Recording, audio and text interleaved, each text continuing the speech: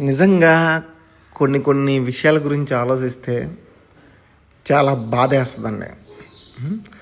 Suppose పల్లెటూరులో చిన్న వయసులో పిల్లగాళ్ళు మంచి క్రికెట్ ఆడుతూ ఉంటారు. వాడొకడు మంచి బౌలింగ్ చేస్తాడు, మంచి బ్యాటింగ్ మంచిగా చేస్తూ ఉంటాడు. కానీ అదే టైంలో వాళ్ళ పేరెంట్స్ ఎవరో ఒకళ్ళు వచ్చి, వాళ్ళ అమ్మో నాన్న వచ్చి, ఒరే బుచ్చిగా గుంజిగా నీకేం పని లేదారా, ఇదేం ఆటరా, నీకేం లేదారా, ఎందుకు పాడైపోతావురా, నువ్వు చేస్తావు, ఎందుకు పనికిరావరా అని చెప్పి వాడిని అదే ఆట నుంచి వాళ్ళ ఫ్రెండ్స్ అందరం ఉంటే తిట్టి వాడిని తీసుకెళ్ళిపోతాడు. వాడు అదే బ్యాట్ కానీ ఆ బాల్ కానీ అక్కడ కింద పడేసి వాళ్ళ పేరెంట్స్ మాట ప్రకారం వాడు వెళ్ళిపోతాడు. వెళ్ళి చేసేది ఏంటంటే, వాడికి ఇంట్లో నీళ్ళు లేకపోతే బావి దగ్గర నుంచో, ఆ పంపు దగ్గర నుంచో, ఆ సెలైర్ దగ్గర నుంచి వాడు మోసుకొచ్చి మోయాలి. కట్టెపుల్ల లేదు, కట్టెపుల్ల కట్టాలి. ఎడ్లకి మేతలేకపోతే గడ్డి తీసుకురావాలి. వాడు రియల్ టాలెంట్ ఇంకెక్కడ పోద్ది.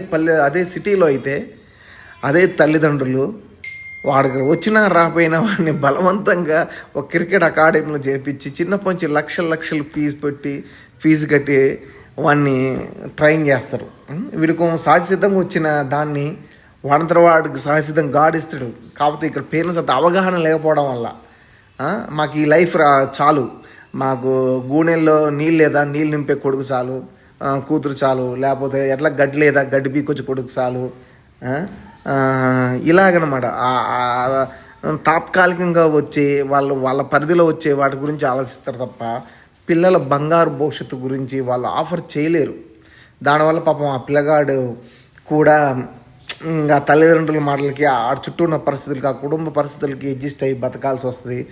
వాడు ఇంకా అదే బతుకులు ఉండిపోతాడు. అదే నిజంగా వాడికి తోడ్పాటు చేసే, వాడికి సహకరించే పేరెంట్స్ కానీ, చుట్టుపక్కల ఫ్రెండ్స్ కానీ, ఎవరైనా ఉపాధ్యాయులు కానీ వచ్చి ఉంటే వాడు చాలా గొప్ప ఉన్నత స్థితికి వెళ్తాడు. ఇప్పుడు ఈ రోజుల్లో రియాలిటీగా మాట్లాడుకుంటే, ఇప్పుడు ఇండియన్ క్రికెట్ టీంలో మన ఐపీఎల్లో ఆడిన నితీష్ కుమార్ రెడ్డి అని ఉన్నాడు. వాళ్ళ తండ్రి అతని జాబ్ వదులుకొని ఆ పిల్లాడు మీద నమ్మకంతో అందరూ అవమానిస్తున్నా లేకని, మీ పిల్లగాడు పెద్దోడు అవుతారు, ఏం చేస్తావు, ఎందుకు నువ్వు జాబ్ మానేసి ఎందుకు ఇంత ఖర్చు పెడుతున్నావు అని చెప్పలేక వీటిని పట్టించుకోకుండా నిజంగా వాళ్ళ పిల్లగాడు భవిష్యత్తును ముందే ఊహించి ఆ పిల్లగాడు నమ్మకంతో అతను జాబ్ను వదిలేసి మరీ తన పిల్లగాడు కోసం కష్టపడ్డాడు. ఈరోజు ఇండియన్ క్రికెట్ టీంలో ఆడుతుండో ఎంత ప్రయోజకుడు, నలుగురు మెచ్చుకుంటున్నారు. ఆర్థికంగా కానీ పేరు పరంగానే చాలా గొప్ప లేడు. ఆ తండ్రికి కూడా మంచి పేరు వచ్చింది.